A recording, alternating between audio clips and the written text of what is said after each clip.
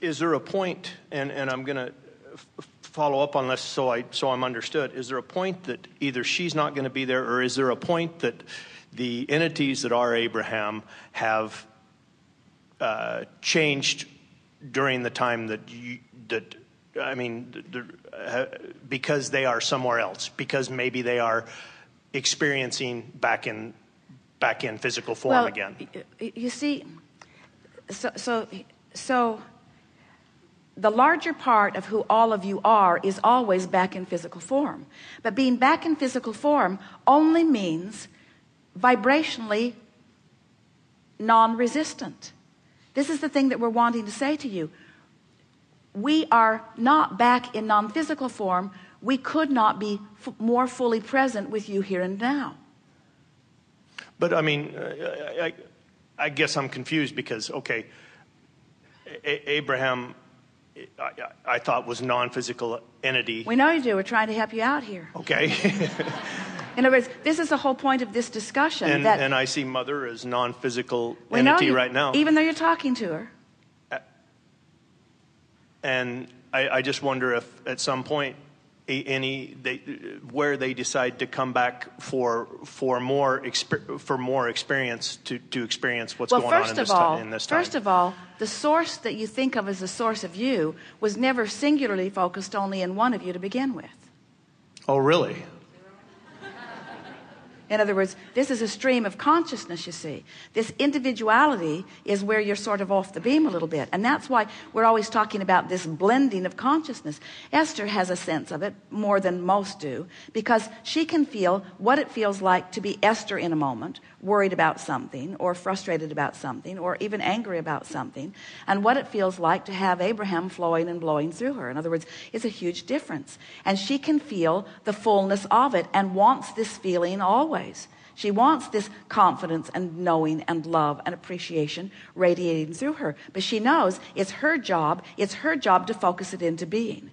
So in precisely the same way we will answer your question, is that your mother is not sitting on a padded, clouded stool somewhere hoping that you will summon her, or even saying, no, I can't get on with my non-physical life because someone might need me, and so I need to keep my ear to the ground, to the sky. Instead, what's happening, you are the one who tunes that in. Well, yeah, that's one of the first things she said, is she's there all the time. Available all the time for the focus that you provide. Right. You've really clarified the blending part, because that's the part that I really had the question on. What happens, and you're really going to enjoy this because you've been experiencing it already, and as you begin to pay attention, what you begin to notice is that almost always when in your physical format you decide that you're going to summon someone who's non-physical, your awareness that they are non-physical gets in the way. Where how it usually works best is, and when you have your most often interactions, is when you are physically focused in a way that is non-resistant, and then they chime in the moment. I never had any intent to summon them. They were just there. Well, that's precisely the way that it works. But the reason that they were there or are there is because you're focused in some way that is consciously or unconsciously laying the groundwork for that. In other words, there is no separation. This is the primary thing that we're wanting to say. There is no separation between that which is physical and non-physical, other than the separation that the human mind, not usually even the animal mind, because the beasts are fully integrated with non-physical. That's why you call them instinctual. That's why they amaze you in the knowledge that they seem to hold. Humans, in your sifting and sorting, often get stuck in the knowing what you don't want part of the contrasting equation, and so you establish more resistance, so you pinch it off. But this non-physical and here's the most important thing that we want to say. We keep saying this is the most important, now this is the most important, now this is the most important. And what we mean when we say that, Esther's translating it that way, she can feel our enthusiasm for this next nugget or that next kernel so we would say this is the next most leading edge understanding that you out here on the leading edge are about to feel fully, is that as life causes that expansion, that's where we all are. So you're right in the sense that everything that is non-physical is moving on. It's moving on, it's moving on, it's moving on. And humans often think it's moving on apart from you. Like, oh, non-physical, Abraham or my mother or whoever is getting on with more important things. And we say there are no more important things. We're not moving on without you. We're moving on because of you. We're moving on because of your exploration and because of your asking and because of your leading edge contribution to the vortex, which is why you are out here on the leading edge. But you're not just only out here on the leading edge. We're out here on the leading edge. We're out here on the leading edge with you. So this vortex that we've been describing, as we keep making it look like it's going back into non-physical, let's talk about this vortex that you are creating that is constantly underway, that is constantly in motion, and let's let the vortex move in the way that it really does, sweeping you back to it, sweeping you back to it, sweeping you back to it. But notice that it is this cycle that we're coming with you, you're creating more. We're coming with you, you're creating more. No separation between what is physical and non-physical.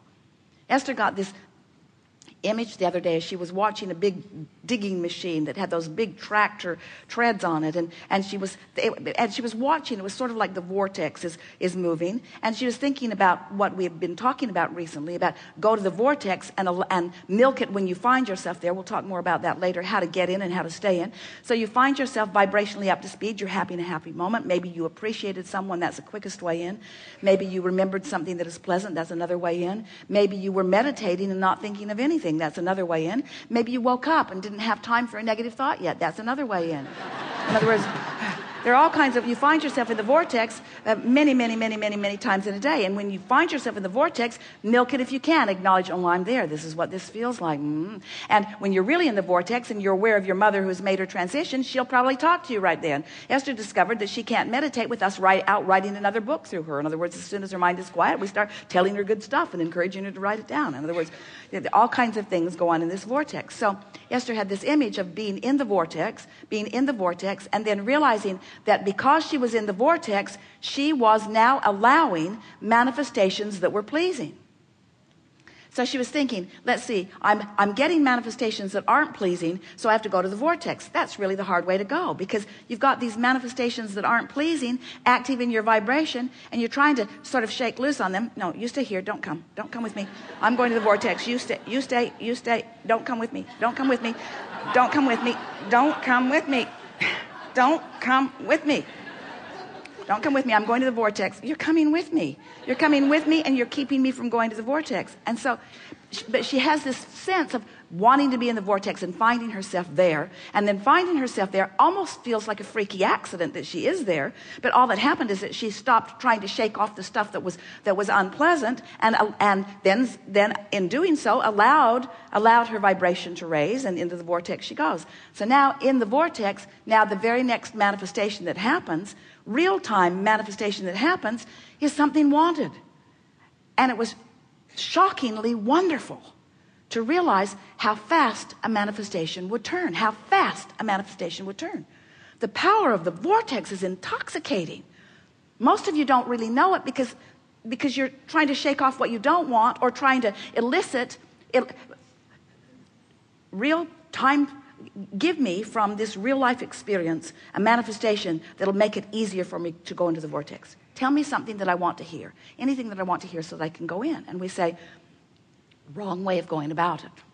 Just release anything that doesn't feel good, and the way you do that is by going general. We're going to talk about that in just a minute, and get into the vortex. So here's Esther's image. So she realizes she made her way to the vortex somehow, some way, doesn't matter how. Know it when you get there, don't you? And then the vortex just reached out and manifested something wonderful. Ooh, who knew? It's the way Abraham's been telling us all along. One who's connected to the stream, more powerful than a million who aren't. That everything that manifests is but an extension of where you are. And once you figure out how to maintain your vibrational alignment with who you really are and all that you really are, then all of that manifests forward. So we're just coming around to now finally answering your question. everything that is non-physical is coming forth to manifest when you allow it. It's like having the full resources of every piece of knowledge. As a blended being. So let me see if I'm understanding correctly. As a blended being, you could be here in the physical. You could be here in the physical form, but and also aware in the non-physical form of things that your physical form is not aware of. Of course, because as we said at the beginning, these are the words that clarify that. The larger part of you did not come forth into the personality that is known as you. Continue. Oh, I'm speaking about my mother. So the example would be that my mother, maybe she is somewhere in physical form right now, but in her non-physical form, she is still communicating with me. But and her physical form may not know that communication is going on. Because you are the creator of the relationship with your mother, and there's no part of her other aspects, physical form or otherwise, that are part of your vibrational calling.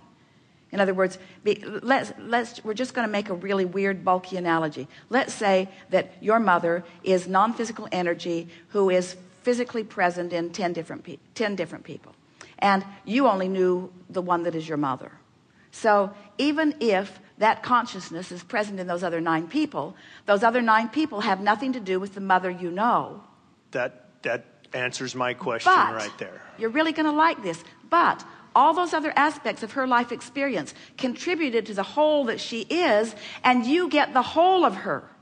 You don't get the specifics of her. She's not going to tell you where she buried the bodies in those other lives.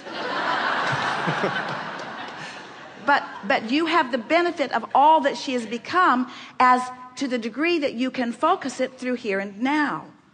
That was helpful. That was very helpful. The communication she had with me was only...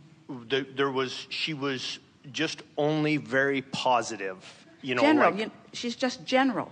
She's general. This is what we're wanting to help. But there was nothing even slightly, even when I asked her about Father or anything else, or gave her opportunity, it was all, she would not go there at all. Because she left all of that on the physical trail as more contrasting fodder. Oh. This is very clear. Thank you. Yes, indeed.